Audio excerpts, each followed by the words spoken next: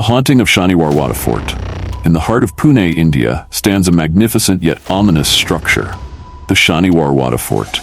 Its history is steeped in grandeur and tragedy, and as the sun sets behind its weathered walls, an eerie silence settles over it, as though the fort itself remembers all that it has witnessed.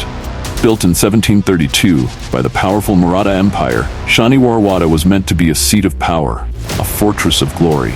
But today, it is known more as a haunted relic of the past, carrying the ghostly memories of a tragic murder and an unsolved mystery. The story begins with a young prince, Narayanrao Bhatt, the last hope of a divided Maratha dynasty. He was only 16 when he was crowned as the Peshwa, or leader of the Marathas. Narayanrao's family had ruled the empire for decades, and with their power came bitter rivalries.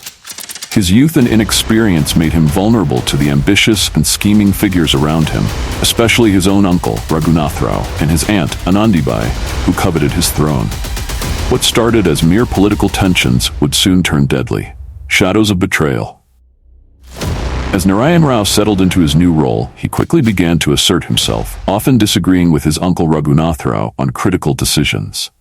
The young prince's attempts to consolidate his authority only worsened the family tension, especially with his aunt Anandibai, who saw him as an obstacle to her husband's ambitions. Whispers of treachery began to fill the corridors of Shaniwarwada Fort, and Anandibai, who was rumored to be as cunning as she was ruthless, grew more determined to seize power.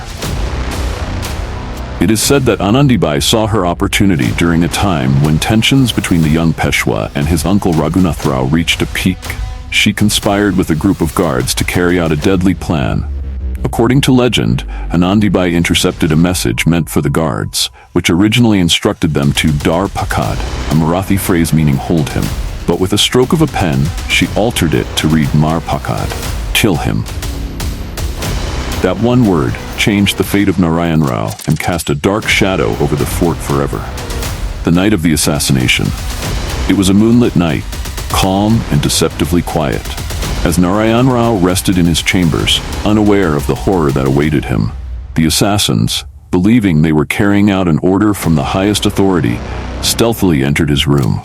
Realizing his life was in imminent danger, Narayanrao desperately tried to escape, but the assassins cornered him. His terrified screams echoed through the fort as he cried out, "Kaka, vachva," which means, "Uncle, save me." But his pleas went unheard. With brutal swiftness, the assassins struck him down, leaving the young Peshwa's lifeless body in a pool of blood. Those who lived within the fort say that Narayanrao's cries filled the night, haunting everyone who heard them. And from that night on, an ominous energy seemed to settle over the fort, as though the walls themselves bore witness to the murder, forever haunted by the prince's tragic death. The fire that followed Shaniwarwada's tragic history didn't end with Narayanrao's death. Nearly a century later, in 1828, a massive and unexplained fire ravaged the fort. The fire raged for 7 days and 7 nights, destroying most of the structure and killing countless people trapped inside. To this day, no one knows what caused the fire, but many believe it was a curse, or perhaps even the restless spirit of Narayanrao, seeking vengeance for his untimely end. Locals say that on full moon nights, the smell of burned flesh can still be sensed in the ruins, and the charred stones seem to hold on to the memories of that devastating fire. The walls that survived the blaze stand like skeletal reminders of a place where life once thrived, and where death took a violent toll. The haunting of Shaniwarwada. Since those dark days, Shaniwarwada has gained a sinister reputation as one of the most haunted places in India.